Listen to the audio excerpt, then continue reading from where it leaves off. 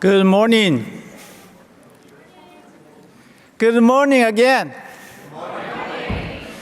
Good afternoon, good evening, depends on your time zones. Welcome to our last keynote speech of CIES 2023, Educating for Wisdom, Love, and Eco-Cosmic Ubuntu towards an equitable planet, which will be delivered by Dr. Jing Lin and commentated by Dr. Hyeyoung and Edward Brantmeier. This session will be chaired by Dr. Oren Pizmony-Levy from Columbia University. Thank you very much. Before we get started, I just want to alert our participants. We received the weather alert about the northbound Great Lakes region, so be careful about any messages coming in about your flights. Your safe return is in my prayers. Thank you very much. And also, I just want to use this opportunity to remind, we will have the final plenary session, that is the closing ceremony, which will take place in the same venue here at 5 to 6. I look forward to all of you to join us. I'm extremely honored to have this opportunity to introduce Dr. Oren Pizmony-Levy as the chair for this keynote talk. Dr. Oren Pizmony-Levy is an associate professor of international and comparative education at Teachers College, Columbia University. His scholarship centers on the intersection of education, social movements. Specifically, he is interested in the emergence of movements that challenge schools and educational systems globally. The role of both transnational and domestic actors in the development of these movements, and the intended and unintended consequences of movements. Much of his work focuses on three educational movements: international assessment of students' achievement, environmental and sustainability education, and the sexual orientation and the gender identity education. His recent work examines the global diffusion Teach for America, Teach for All, in brackets, and the opt-out movement in the United States. Oren, please.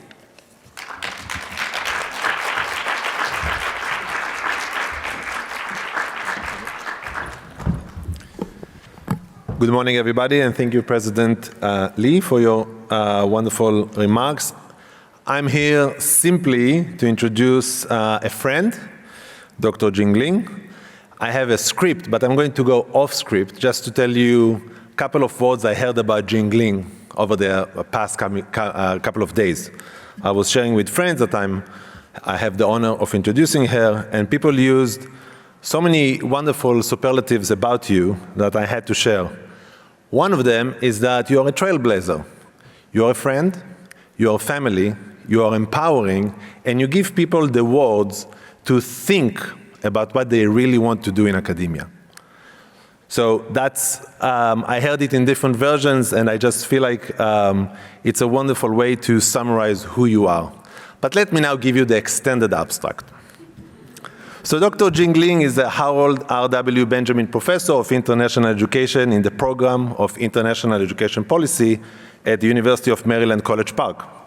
She received her doctorate from the University of Michigan. Dr. Jing Lin is a longtime member of CIES. She first participated in the CIES conference 3 decades ago and has since found this place and space to be a home for her academic life. She's been a very active CIES member. For example, she founded not only one, but 2 SIGs. She founded the first CIES special interest group, the Peace Education SIG, and she co-founded the SIG on contemplative inquiry and holistic education. She started her career by delving deeply into education and culture in China, studying educational reforms, education for minorities, gender and education, social class stratification, and private education. She also studied teachers and girls' education in Africa. Then her research expanded to topics on peace and sustainability, contemplative inquiry for self-transformation, and for social transformation. In the last 2 decades, she's been very productive. She worked with colleagues and students, publishing numerous books and articles on these topics, including the following authored and co-edited books. Here are the titles: Love, Peace, and Wisdom in Education, Educators as Peacemakers, Transforming Education for Global Peace, Spirituality, Religion, and Education, Toward a Spiritual Research Paradigm, Transformative Eco-Education for Human Planetary Survival, Contemplative Pedagogies for Transformative Teaching, Learning, and Being, and the last one is the Taoist Cultivating and the Qi Virtue of Life, Wisdom, and Learning. A forthcoming book with her student Amanda Fuhr is on restoring our relationships with nature through love, a guide to transformative learning and being. At the University of Maryland, Dr. Jing Lin created and taught courses on education for global peace, ecological ethics and education, world religions and education, contemplative inquiry and holistic education, and more recently, a class on global climate change and education. Footnote, we've been developing the similar classes in terms of topics over the past year, and we shared a webinar recently, and it was amazing to see how we come from very different perspectives to address such an important topic like climate change. Jing Lin works with colleagues and students calling for love in education. She works with tribal members in Maryland to explore ecological justice and the revival of indigenous knowledge systems. Recently, she co-led the initiative and co-created a new journal with colleagues named Journal of Contemplative and Holistic Education. She has put her mind, heart, and spirit into promoting a world of peace, love, respect, and hope. Please welcome to the stage Dr. Jing Lin.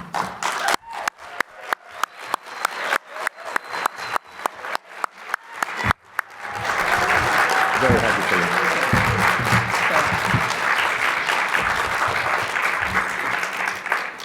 Hi. Oh.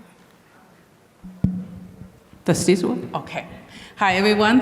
Thank you so much, Dr. Oren Pizmony-Levy, for your introduction. And also, I'm very grateful for Dr. Hyeyoung and Edward Brantmeier, who will be the commentator of this session. But I also want to thank Dr. Jing Lin for organizing such a wonderful conference.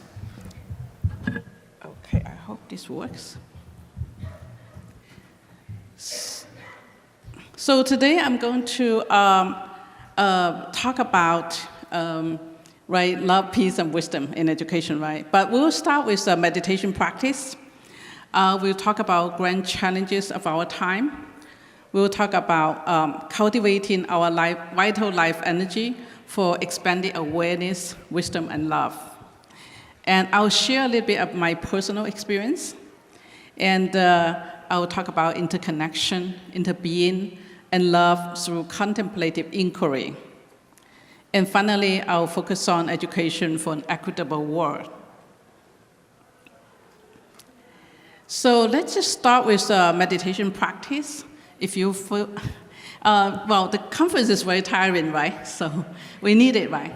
So if you feel comfortable, close your eyes. Take a deep breath in and a breath out. Now relax the top of your head, your forehead, your eyebrows, your eyeballs. Feel the deep peace in your eyes. Relax your cheeks, your lips, your tongue, your jaw. Relax your neck. Relax your shoulders. Relax your arms, your elbows, your wrist, center of your palm, back of your palm, your fingers. Relax your back, the upper back, the lower back, the spine. Relax your chest, your tummy, your buttock, your thigh, your knees, your calves, your ankles, bottom of your feet, top of your feet, or your toes. Now, visualize yourself standing by a tree, your favorite tree. Can be a flower tree, a pine tree. And visualize yourself blending with this tree. You become one. Now, you grow roots, reaching deep into the soil. Feel the moisture of the soil around your feet. Feel your feet reaching toward the roots of other trees. Feel warmth, heat, light coming from the deep center of the earth. Bring in nutrition, light, energy to your legs, to your lower body, to your upper body, to your head. Now feel the sunshine shining on your head. The sunshine filling every cell in your body. Feel the breeze brushing your face. Hear a stream nearby. Squirrel dashing away. Hear children laughing. And there's a meadow of flowers around you, all colors. Smell the flower that you like the most. Now come to sit under the tree. Feel the tree wrapping her arm around you, like your mother tucked you into her arms. Relax there. Feel the warmth, the love, the comfort. So comfortable. Now, a cricket is talking in your ear. Hey, it's CIES. You need to wake up. So bring a smile to your lips and open your eyes. I hope you like it. So according to Lao Tzu, right, simple meditation like this allow us to return to our inner being, to be attuned with who we are, right? And then from there, we grow tranquility. We begin to understand our life energy and understand the law of Tao and grow light and wisdom. He warns that without knowing the law that governs the universe, we will abuse our power, which leads to disaster. So to Lao Tzu, being able to come back to our root and growing wisdom is very important for us to sustain a world of love. So I want to focus a little bit on the grand challenges of our time, right? We're facing serious existential challenges. We're witnessing climate change that affects everything and will affect our world in a very serious way, right?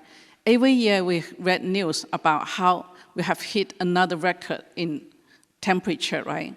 Last year, when I read the news about Yangtze River, right, the longest river in China, drying up, rivers in Europe drying up, right? The Colorado River drying up. I feel a punch in my stomach, because these are, Mother Nature's blessing, right? We need water to survive. We are 70% water, but the water that give us life are drying up. The rivers that give us life are drying up. So that's very serious challenges. And we heard about, a devastating flood in Pakistan, right, in other places. And recently we had earthquake in Turkey. So these are huge signs, that shows that the earth is warming and we are in trouble. So what has led us to such a turning point, right? I believe that one of the main reasons is that we abide by a capitalist economic ethos that talks about our human nature as being selfish, that we have great capacities which can be best used when we put it into accumulating wealth, okay? So from there, we treat nature as commodities, right? And we pour in great energies into, fulfilling our thirst for wealth. The so-called most talented people on earth pour their energy into accumulating, greater and greater amount of wealth. And we forgot that, Mother Nature is a living being. She's alive. She's like us. She has, a blood system like ours. The rivers are her, blood veins, right? Her bone marrows. And also, the bones, she has bones, backbone, like the mountains, right? And Mother Nature also, have skins and hair like humans, right? The forest. And also, Mother Nature has a heart, right? She knows, she understands, she sends love, she knows love, right? And so she has intelligence. So Mother Nature has this life energy chi that creates everything, that sustains everything. We depend on her, right? She has navels and meridians. If you study, there are energy places. Sedona is one place, right? That Mother Nature has a, very high energy. So how have we treated Mother Nature, right? Our mother and non-human kins, right? So we drove into, the mountains, right? Breaking up Mother Nature's bones, right? For minerals. We pollute, the rivers, right? And we suck out oil, from Mother Nature, right? Which are her bone, marrows, right? For oil. And then we also, cut down forest, right? For lumber and for commodities and so on. And indigenous people said, there are tears in the leaves, the money that we make out of trees, out of leaves, there's so much tear in that because, we want to take everything possible from Mother Nature to make ourselves wealthy. And we also created our anthropocentric arrogance, right, based on this idea of differential imperatives. That means that we are smart, we are, rational, right? We use our mind, we think, we have a culture, we have languages.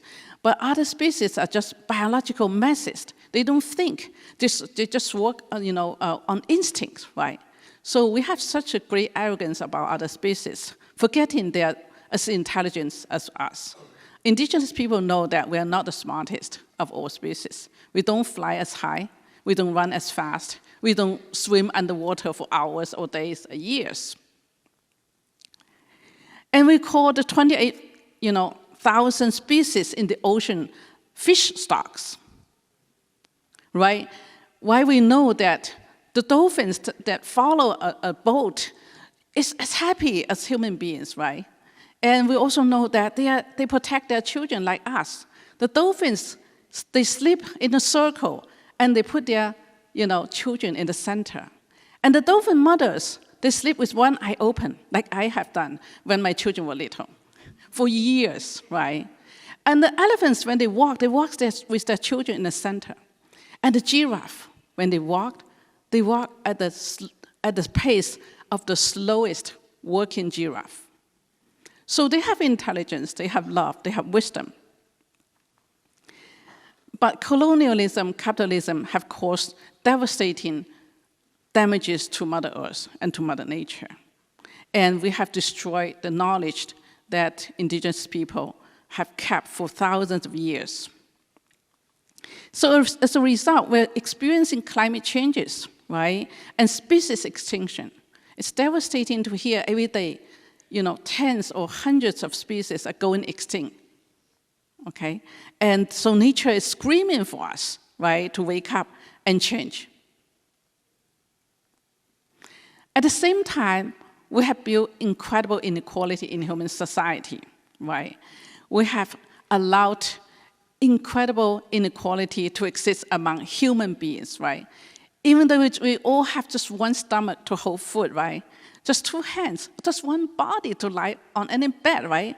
But we have people, 1% of the human population, who occupies 50% of the wealth on Earth, right? Do they need that much? How much can one consume, right? But we sustain such a system. And education has played a big role. We have popularized education, but still we maintain such a role. Putting together legal systems, moral education, and so on, that allows this to happen and sustain. And we have, suffer from white supremacism, right? Patriarchy, racism, and so on. And these are all suppressing, a lot of people on Earth, the disadvantaged, the minorities, and so on. And we have such a great lack of love and trust in our world. We have built up, this huge system of, weapons of mass destruction, right? If all the, nuclear weapons were detonated, we can be killed 72 times. I read 20 years ago. How many times do we need to be killed, right? 72 times, Everybody have tons of, dynamite on their head. So our government spent $3 trillion a year on military, right? When we cry for funding to reduce poverty, to provide housing, to help poor kids to attend schools, and so on. So things have really gone wrong, right, in our world. This is not working. Okay, good. So we need new change, right? We need to have big minds and big hearts, right? We need to have, a big picture of the future, right?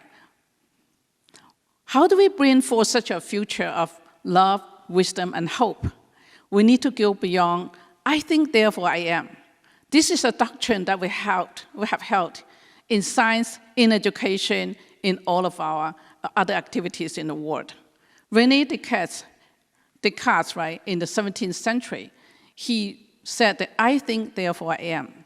And scientists and education have held that to be true, that I think, therefore I exist, right? Only when we're thinking, only when we are using our analytical mind or reason, we exist. We have meaning in life. But the devastating consequence is that we otherize, nature. We objectify nature, and we objectify each other. So we need to have education that nurture the body, heart, mind, and spirit together, right? Emphasizing the paramount importance of interconnection, compassion, and love before it's too late. So we need to know ourselves, right? Who are we?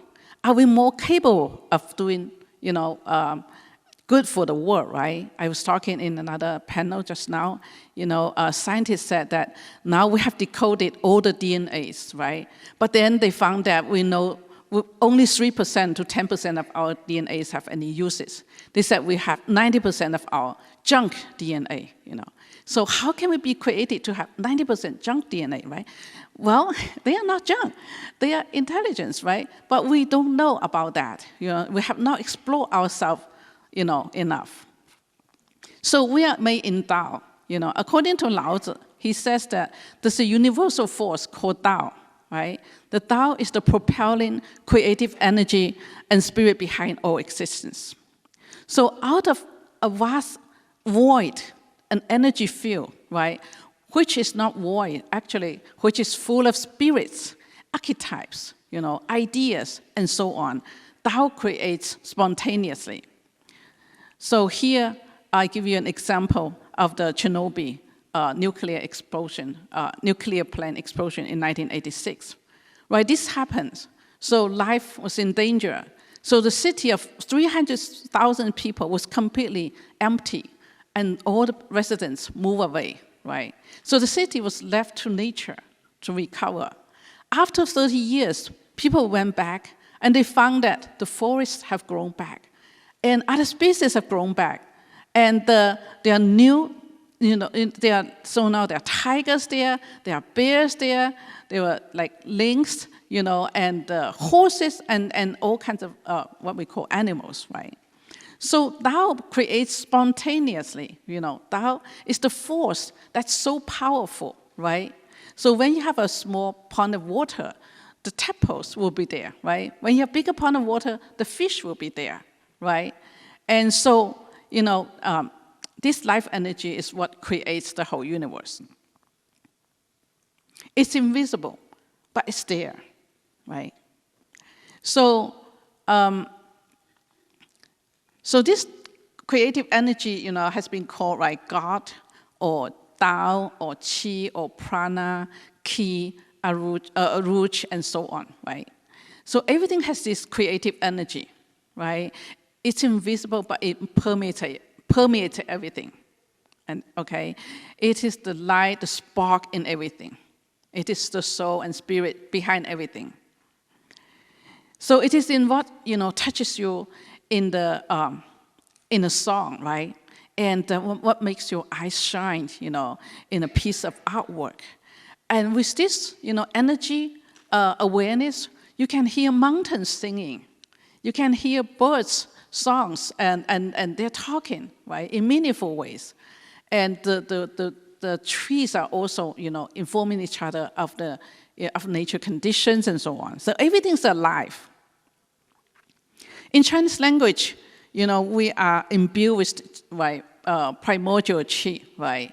So in Chinese language, there are a lot of words that describe, our spiritual qi, our courageous qi, our intuitive qi. But also we have negative qi as well, anger and so on. So in our body, this primordial qi is called yuan qi, right? It is what makes our heart beat, okay? And also the Taoists, right, they have cultivated and discovered for thousands of years that we can refine the qi, the energy in our body, to be zhen qi, right? This qi can be applied for healing, like Jesus said, it can move mountains, right? With the practices, right, to refine the energy in our body, we can do a lot more, right, than we believe we can. So I want us to do a very small practice to feel this qi. So now, hold your hand like this. So when you breathe in, pull it away, and then when you breathe out, right? Breathe out, pull it back. Okay, so let's do it now.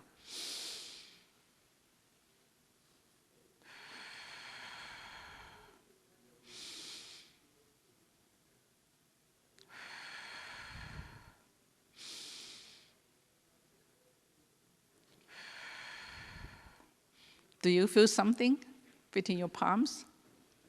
Some people may feel some heat or warmth or tingling. It doesn't matter if you don't feel anything. It takes some practice, right? So we do have this energy. We all have this energy that you can feel, you can cultivate, you can experience. We need to cultivate this energy to be more wise, to be more loving, to connect to all beings and existence. So in China, there's a long history of medicinal practice based on the idea of qi, right? Ancient medicinal masters, right? They enter prolonged meditation, and they observe that we have internal channels, internal energy channels called meridians and the acupoints that regulate our bodies and also connect us to the natural world, right? So we are connected and exchange energy all the time with seasons, with directions, with trees, with stars, with human beings, and so on. And they found that, that we live in qi, we exist in qi, okay? And Sun Simiao, who is called the king of medicine in Chinese history, he taught this method to harness this vital life energy qi. So I want to read it to you, and you may want to close your eyes and then listen to it when I read it to you. So close your eyes, turn inward, and visualize the harmonious vital life energy qi, yuan qi, in the universe, coming like big purple clouds with 5 different shining colors, slowly descending onto your hair, into your head, as if rain has just stopped and the sun is shining. And like the clouds entering the mountains, the qi enters your skin and flesh, getting into your bones and brain, flowing slowly into your abdomen. All your limbs and 5 organs are receiving this nourishment, like water flowing into the earth. Feel the sound of the flowing water in your stomach. Focus your mind, be concentrated. Do not be distracted by any outside influence. Soon you find the yuan qi is reaching your qi ocean in your abdomen area, below the navel. Then the qi reaches the bottom of your feet. You sense energetic vibration in your body. Even your chair is moving and vibrating with it. Open your eyes. So I hope you feel something. Okay. So our world spiritual teachers, right, they all practice meditation as the pathway to find this vital life energy qi, right? Moses and Jesus, they both meditated in the mountains for 40 days. Lao Tzu taught Tao Te Ching, which has a lot of methods about meditation. The Buddha meditated for years, right? And Muhammad as well. And so it is through meditation that they achieve so-called enlightenment, right? They sense the life energy in everything as love, as the connective consciousness that sustains the integrity of the universe. So for them, enlightenment is literal, right? They have harnessed for such a huge amount of vital life energy, and they have expanded their awareness so much, right? They literally, glow, but we don't see it with our naked eyes. The Buddha, right, he sat under the Bodhi tree for 49 days. He achieved enlightenment, which means that, all the ego-based illusions was washed away, right? And he grew such compassion for all beings and existence that he taught for 49 years of what he learned, right? So he learned that in one lifetime, actually he was a prince, he had great compassion for other species. He learned that a tigress, right, was very weak to feed her babies, and they were all starving. So he lied in front of them. He wanted the tiger mom to eat him, to survive. But then the tiger mom was too weak to even just open her mouth to eat him. So he went up a cliff. He poked a needle on his stove, and he jumped off the cliff and lied right in front of the tiger. And so the tiger drank his blood and survived. So that's a painting in Dunhuang in Western China, where there are a lot of caves, Buddhist paintings.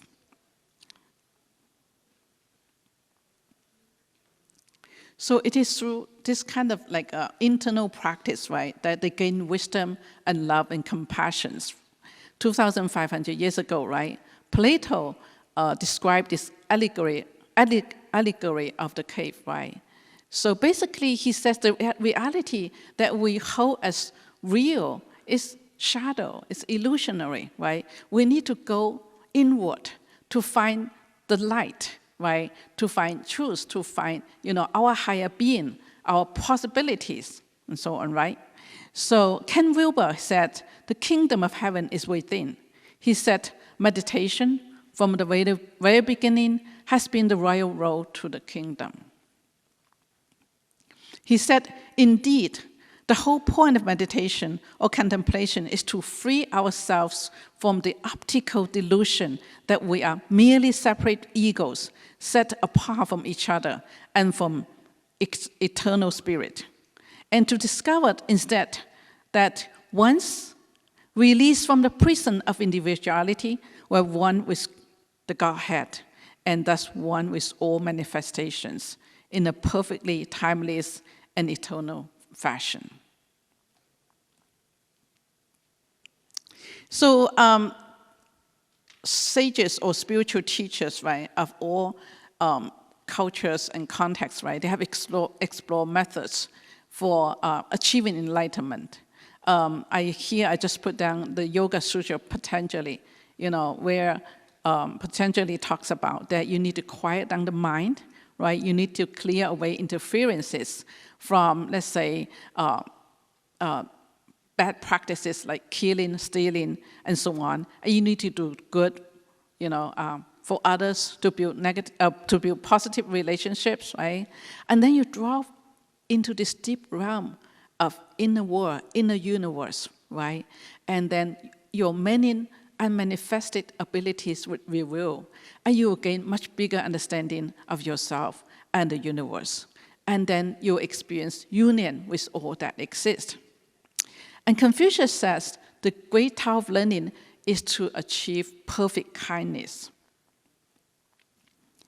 So Buddhists have explored 36 million methods, right, to achieve this enlightenment, and Taoist 84,000 methods. Not exactly the number, right, but it means that many, many, many methods have been explored, right? So by feeling the vital life energy in all beings and existence, right, they go from separation to interbeing to interconnectedness, right? And from this process, you open up to new learning, you become humble, you become grateful, right? And knowing becomes love, using Yajong's word. It's really a powerful statement, right? Knowing becomes love. So I want to share with you a little bit of my personal experience. I used to love fishing so much. I would go fishing whenever I can, wherever I can, right? Because it's a way to release stress, right? And I feel peace, close to water. But after I studied on meditation, I've experienced such a great expansion of my awareness. I start to feel that the entire universe is alive, right? It's energy, it's wisdom, right? I start to feel like the birds are talking to me, and the flowers have a spirit behind, right? So I start to feel distinctly that when the hook pierces through the mouth of the fish, it hurts. It hurts badly, right? So I stopped fishing. So this is the world we live in. There are many other Earth citizens. And this is Mother Nature. We are not the only children of Mother Nature.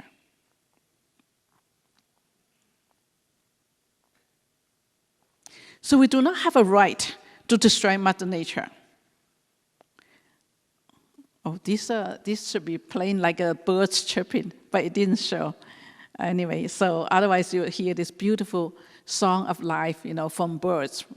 And so nature is really alive and beautiful, right? It's also sacred. We do not have a right to destroy nature. We can also connect, our understanding of contemplation, life energy, with some scientific discoveries, right? So Lao Tzu said, when you are in a meditative state, you enter a subtle realm where you experience not only matter, but also information, spirit, energy, essence, behind everything, right? And then Einstein says that, right, energy equals mass times the speed of light squared, right? Basically, he's saying that matter and energy are interchangeable. They're not separate things, right? The scientists nowadays, in quantum physics, right? They use the telescope and so on, and they use the microscope.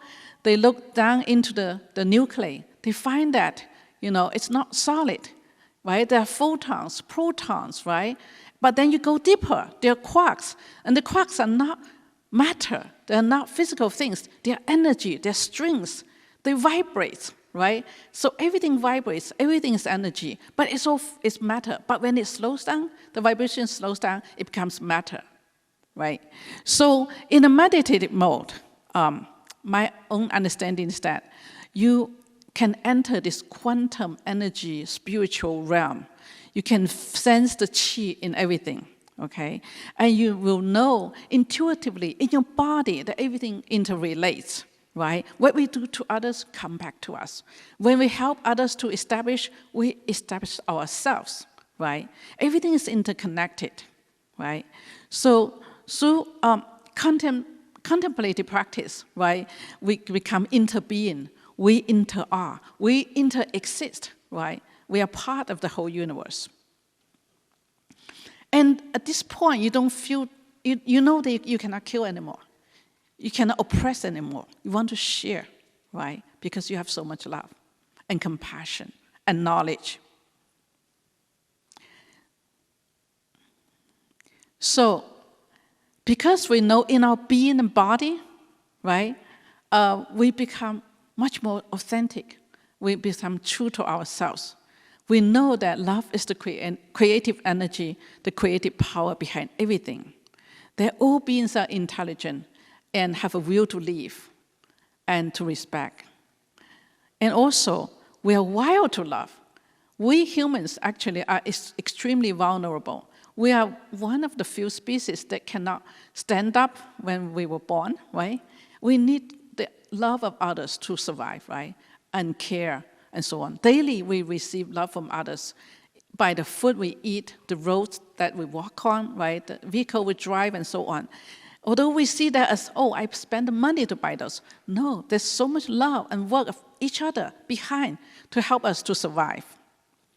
So we are wired to love. Our heart that we know so little, it's a huge powerhouse of love. We can call it electromagnetic energy, right? It vibrates throughout the universe. So this eco-cosmic Ubuntu that I talk about, right? I acknowledge that I take this idea Ubuntu from African people, which I find is so powerful, right? I am because we are. That's so true, right? So this eco-cosmic Ubuntu is really, it's beyond ego, right? You just become fascinated and amazed by the colors of nature, right? By the patterns, by the beauty they're trying to manifest. Everything is so unique, but they also form such a harmony in the universe, right?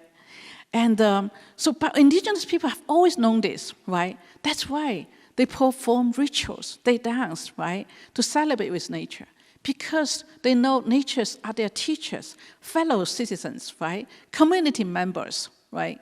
So they don't, let's say, they don't accumulate wealth, right? And then say, I want to have a lot more, 1 million times more than others. So, have you seen a great sunrise or sunset, and you're so awestruck, and you felt yourself melt into the golden light? I think we have all done that, right? It is based on this kind of experience that we know that we are cosmic citizens, right? We inter-are, right? That we share the same energy and spirit.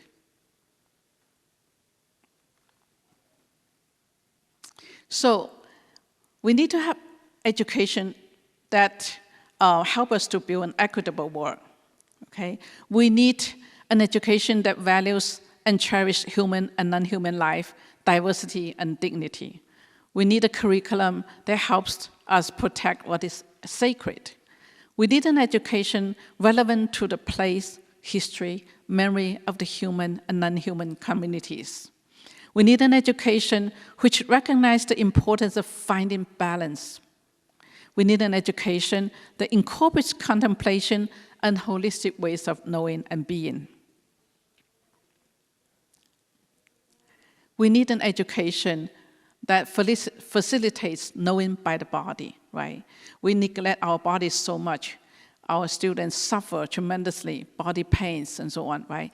We need to take care of our body. Our body is intelligent. It remembers, right? It provides us life and energy. We need to know by heart, right? We need to cultivate this ability to resonate with each other, right? To feel for each other.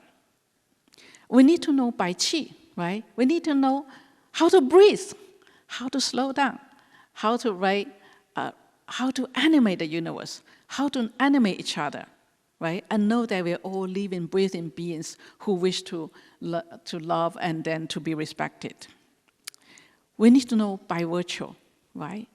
When I started, after I studied on meditation, it suddenly becomes so clear to me that it's virtue that structures the universe. It's virtue that, provides the energetic structure of the whole universe.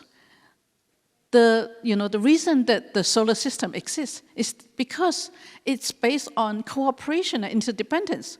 If it's based on human society's principle of competition, cutthroat competition, the whole solar system have collapsed into each other long time ago, right? We don't exist, okay? So we need to know by virtue. We need to know that when we do good to others, we do it to ourselves, right? We live in a reciprocal universe, right? We need to forgive before we can feel free, right?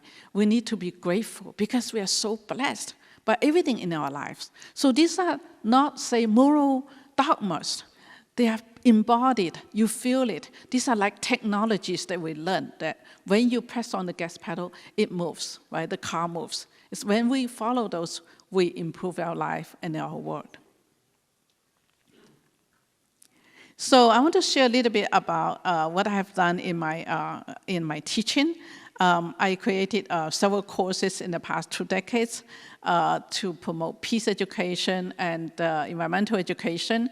I created and have been teaching a course at University of Maryland. One is Education for Global Peace. One is Ecological Ethics and Education. One is Climate Change and Education. And the other is Contemplative Inquiry and Holistic Education. So the principles that guide me in designing these courses is that I want to emphasize first-level learning. We want to emphasize life energy, body, mind, heart, and spirit, integration. And we want to emphasize virtues that appear and emerge from the practice. And also, we want to also take it as very important to focus on third-level learning. That is mind-based from literatures, right, from other people's knowledge. And then we create bridges for us to dialogue from our internal learning to the external knowledge. We dialogue among ourselves, on what we know and how we feel. So how we feel is very important. And also it's experiential learning and place-based and action-oriented. So I incorporated a lot of practices right into the classroom, like mindfulness practice, meditation, nature walks, daily contact with nature, journal writing, we do simulations, we do artwork, and so on. And the classroom become a Tao field, that nature starts to become us, we become nature, and we also become each other, right? We become such a loving community. And then the care that we feel for each other and for nature turns into actions. So at University of Maryland, there's a Guilford Woods that the students 2 years ago, they started to participate in the Guilford Woods movement. The University of Maryland has lost a lot of its forest. So Guilford Woods was like 28% of the last forest that we have. But then there's a building project that was being promoted, which will cut down the woods, right? So our students come together and they design science to, let's say, give nature voices, or to allow nature to tell us how they feel about so-called development projects, right? So they designed this signs like, you can read for yourself, hug me, not hug me, cut the grid, right? I'm a living being, and I can feel your presence. Save me. There's enough on earth for the human need, but not for the human greed.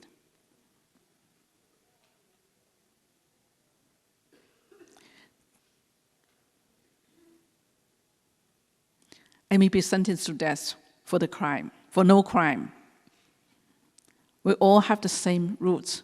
Don't break our connection. So these are beautiful trees that the students handle signs on. So we started the class by visiting the woods. And our students, some of them are here, they hand up these signs in the woods.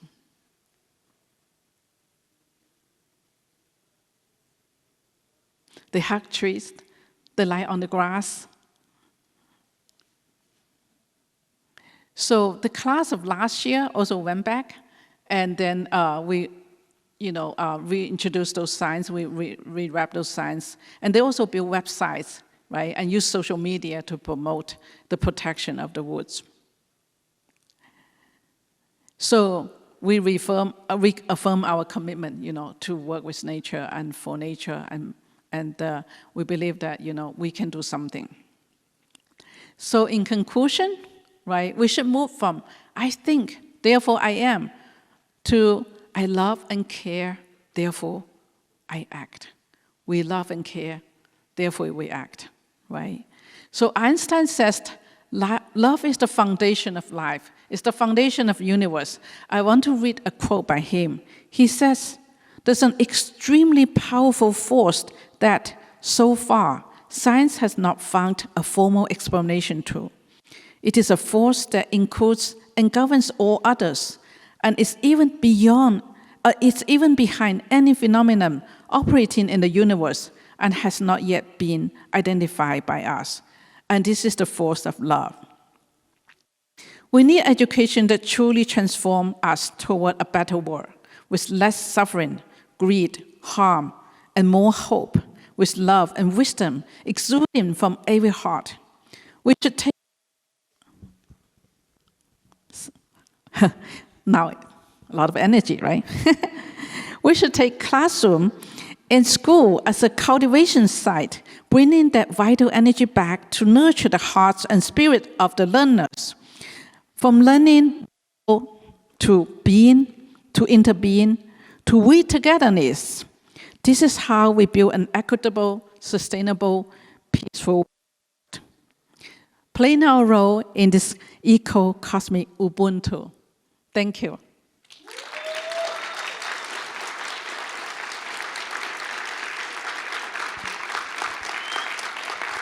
Thank you. Thank you. Thank you.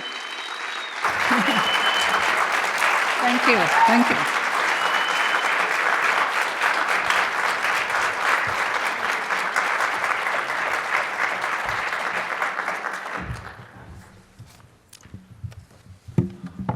Wow. This was amazing. Yeah, this was great. I'm really overwhelmed by how inspired I am. So let me get my thoughts. Okay, so we are moving to the next part. We had a wonderful keynote, and now we are going to invite two colleagues to provide some comments and provoking questions. Each of them will speak for 5 minutes. I'll do a quick introduction of both of you. I'll invite you to join me on the stage, and we'll take it from there. So we'll start with first colleague, Dr. Hyeyoung Bang. He's an associate professor in the School of Educational Foundations, Leadership and Policy at Bowling Green State University, where she teaches educational psychology, human growth and development, cross-cultural human development and learning, and education for wisdom and peace. Her main research focus concerns the cross-cultural development of wisdom and self-development and related topics such as resilience, empathy, and pro-social behavior, motivation, spirituality, and religion. She also researches acculturation issues among international students and faculty, refugee and immigrants, about their stress and impact on schooling. Her cross-national research projects have included self-motivation and virtue, focusing on human motivation to live a virtuous life. She was a co-chair of the Contemplative Inquiry and Holistic Education SIG within CIES. She is one of the editors-in-chief of the Journal of Contemplative and Holistic Education. Thank you so much for joining me on the stage. Second, Dr. Ed Brantmeier is a professor in the Learning, Technology, and Leadership Education in the College of Education at James Madison University in Virginia. Dedicated to justice, sustainability, and peace through deep learning and connection, Ed scholarship and teaching examine the philosophical, theoretical, and practical aspects of transformative learning for planetary and social change. He is passionate about sustainable peace leadership, including social equity, planetary stewardship, sustainable growth, etc., holistic education, and peace education. His most recent books are titled Pedagogy of Vulnerability and Culturally Competent Engagement, a Mindful Approach, focus on mutual self-disclosure and various contemplative practices to deepen connections in relationships. And in addition to everything, he's also leading the fabulous Journal of Peace as the editor. Thank you so much, both of you, for joining us.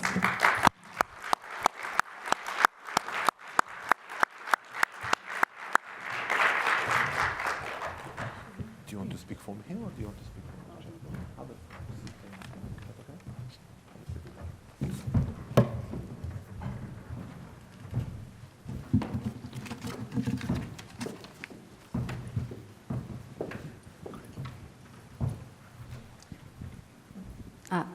Can you guys hear me? Yeah, I'm Hyeyoung. Nice to meet you. I hope you had a great conference, great experience. Thank you so much, Dr. Lin. It was such a powerful keynote speech I ever heard.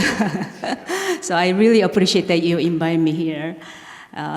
She and I, we've been together, I don't know, since 2014, 15, when I joined the SIG, contemplative inquiry and holistic education SIG. That's where we met. And since that time, we've been working together, created contemplative mindfulness practice in CIES since 2019. I know some of you might have attended there, and then we also, co-editing the journal as well. So also, she is the one who put the Eastern wisdom tradition and philosophy in this international education context, which I really, really appreciate, because that has been ignored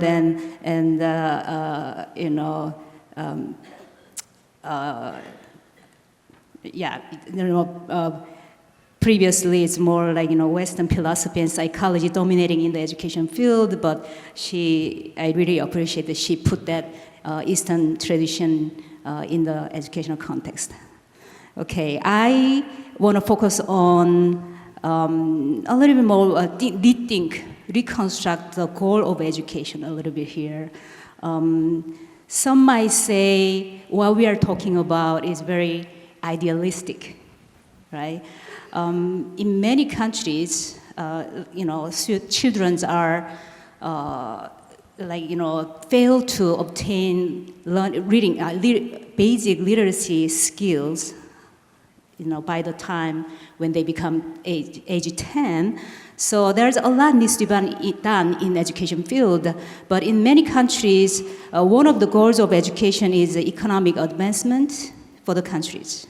For example, according to U.S. Code 5812, National Education Goals, in the Student Achievement and Citizenship section, it reads, every school in America will ensure all students learn to use their minds well so they may be prepared for responsible citizenship, for further learning and productive employment in our nation's modern economy.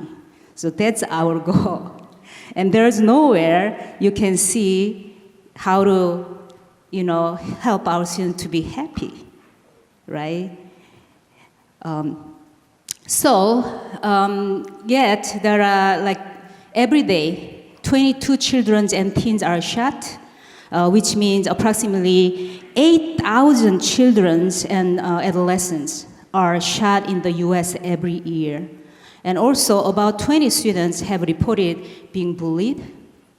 41% of them indicated that they think the bullying would happen again in their schoolyard.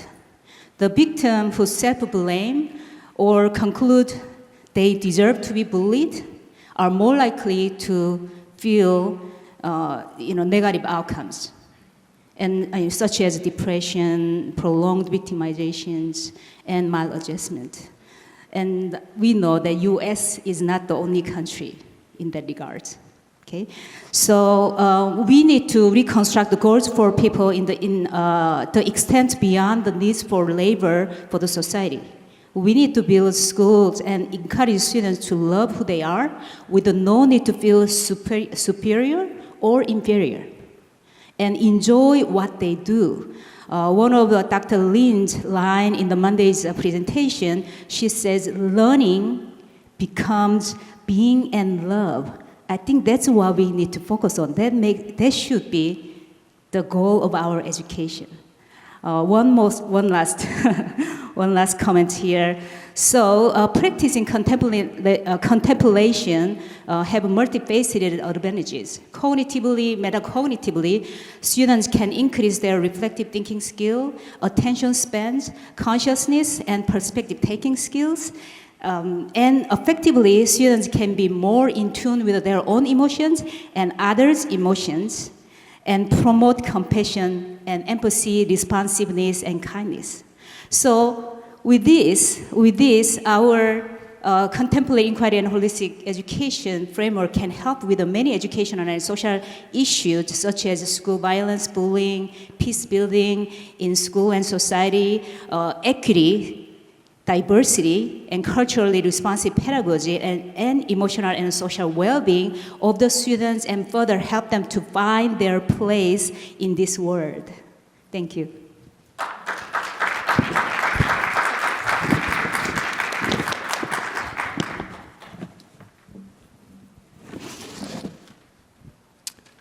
Thank you for that. That was really amazing.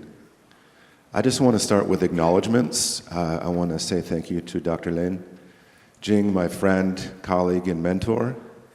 She believed in me when other people didn't early on in my career, and is a large part of why I sit here today, because she believed in me, and I appreciate that about you. She's also given me permission in my career to explore topics like peace education, wisdom, love, and connection as both aims and processes as part of pedagogy in the classroom, but also the larger aims of what is the very purpose of schooling? What do we mean by higher education? What is our higher calling? Some of these questions I feel have been really important in guiding the work that I do as well as the work of others, and I want to acknowledge your opening those doorways for me.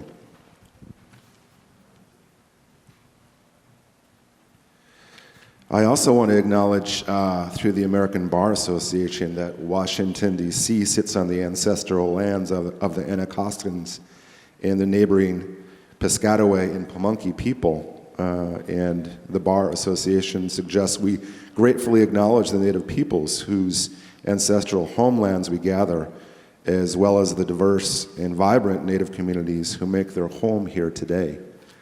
So bringing the people and the place back into the room, I hope it's been done. I'm sure it's been done in other ways at the conference. I also want to acknowledge a question that was asked to me by a young scholar. I think it's her first time here, when we were sitting outside away from the conference and the sun was setting and we were sitting underneath a tree. We were in lotus position just having a conversation, and she said, does 3,000 scholars gathered here really make a difference? Or do we need a new system, something altogether? And I thought it was a provocative and really important question that she asked. You know, how are we making a difference by being here?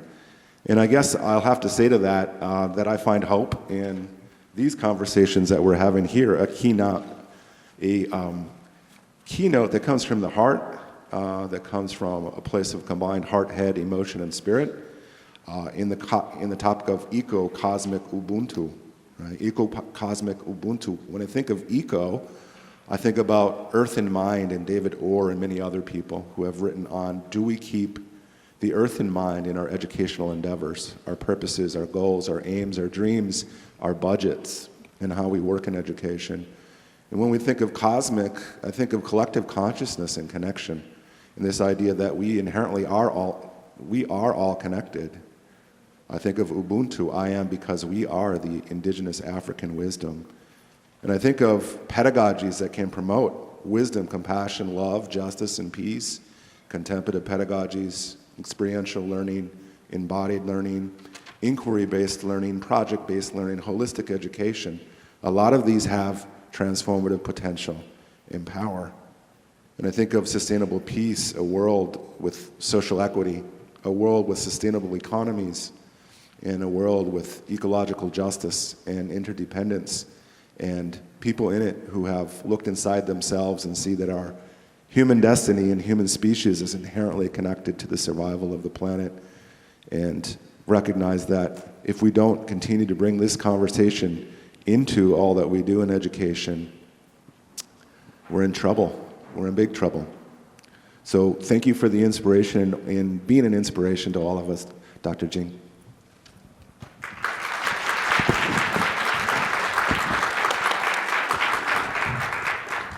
Wonderful. Thank you so much, both. We have little time for questions, and we'll start with a question we have online. Is that okay? So we have a question by a dear colleague, Steve Cleese. Okay. Hey, Steve. Thank you so much, Jing, for a wonderful keynote talk. I know there is little time, but can you say a little bit about how self-cultivation can help challenge patriarchal, racial capitalism, and how it can relate to collective action that does so like other social movements? So the question is, so if you can talk about how self-cultivation can help challenge patriarchal, racial capitalism, and how it can relate to collective action. Okay. Hi, Steve. That's a good question. We have talked about that, in other occasions.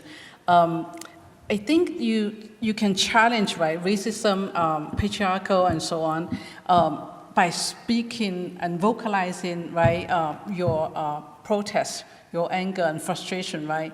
But also we can challenge it by, say, cultivating ourselves to be more loving.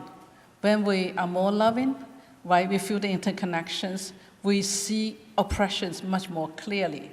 And then we align our actions, our teaching service, for example, right, our research, much better with, say, helping to construct a world of more hope, right, of more hope and then more wisdom. So collective actions, right, there are different ways, right, to do collective action, right? So one is like, for example, protest. That takes a lot of courage, and it has helped transform our world. But then we also need to find internal pathways and create new landscapes, right, for collective actions. And we need to actually have inner peace to be very effective challenges of problems in the world, right? Oftentimes we can be overwhelmed by, let's say, the frustration and anger and so on, right? And so when we are trying to help the world, we may harm the world actually in different ways, the anger and so on we've built up, right? So collective action, let me see, and relate to collective action, right? You know, I've said it right at the end of my slides. I will say again that I believe in a vibrating universe, right? Nikola Tesla said, when people start to think about, you know, the world in terms of, you know, vibration, energy, and frequency, we're going to have a huge, you know, a big different, you know, world. Because we know that even though we are doing, say, 3,000 people, right? We are just advocating for peace and love and so on. You know, in CIES, only 3,000 people, right? Scholars here and so on. You know, our love, you know, vibrates up. You know, the whole universe is like a hologram, right? You heard about hologram, right? Everything's interconnected. So I truly believe that, you know, we can connect our personal cultivation with social action, with collective actions. Thank you, Steve, for the question. Okay, thank you so much for the response. We have time for 2-3 questions. So if you can, I think we have a mic.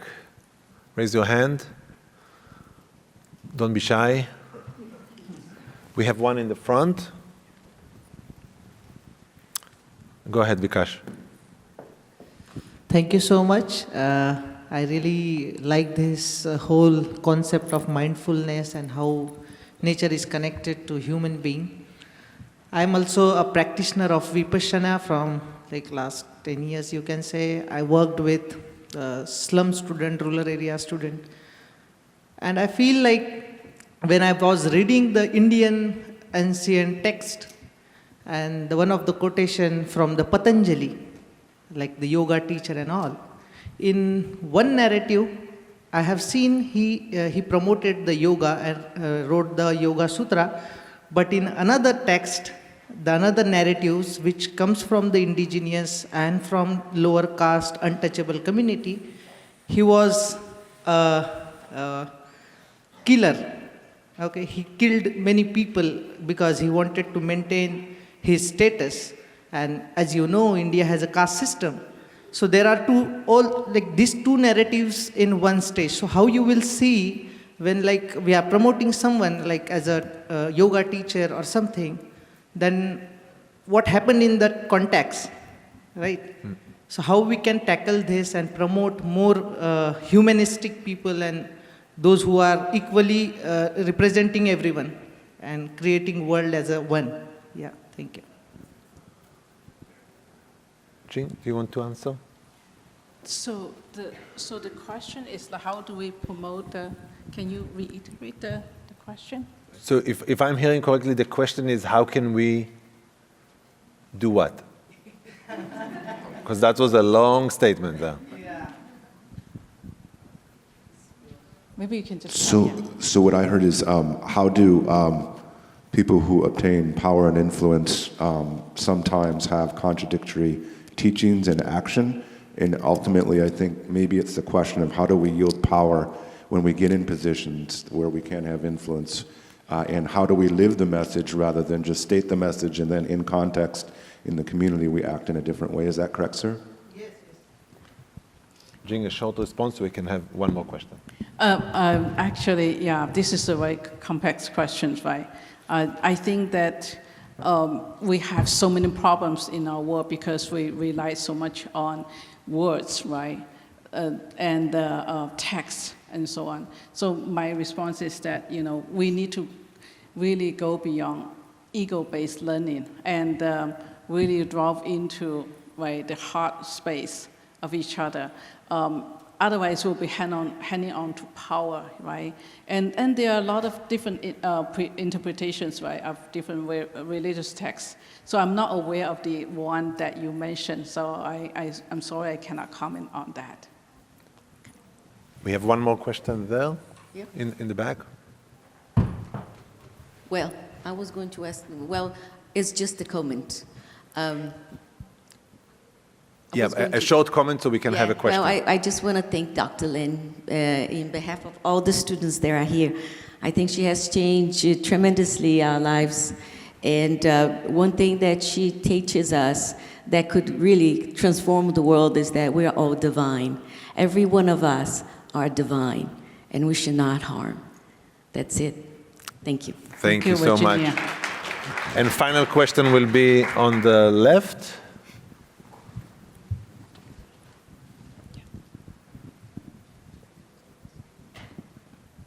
Thank you very much for your great keynote speech. And I'd like to ask, what do you suggest for each of us to do one tangible, different action we can make every day after hearing your speech? Okay. There are many different methods, right? You can find now there are apps, and then I think the one thing you can do is like, for example, when you talk about vipassana, right? Like slow down your breath, right? Take some deep breaths, but then listen to your body, right? We seldom listen to our body. So go from the top of your head down to the bottom of your feet, right? Feel different parts. Your body is telling you, for example, there's stress here, right? I'm hurt here, and so on. So listen to the body, right? So listen with your heart. Like Zhuangzi said, listen with your ear, but listen with your heart, and listen to the qi, the energy that's flowing in there, and feel the blockages and so on. So that's, in a way, you energize yourself, you understand yourself a little bit better. Thank you. Thank you so much. Do you want to take 1 minute each and just reply for that very quickly? There is a gentleman who has a strong bond. How about we'll do it after, because we're just running out of time. Take 1 minute, and you can respond to the last question, or you can just wrap it up.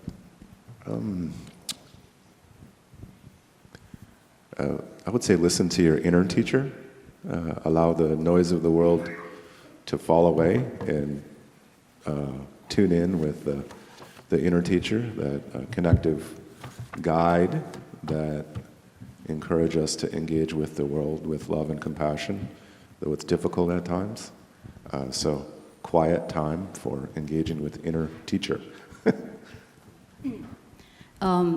Previously, someone talked about the anger, right? I think it's okay to be angry, and that's valid. That's human nature, our normal emotion, right? But we want to transcend to empathic anger, right? How can we turn our anger to be more,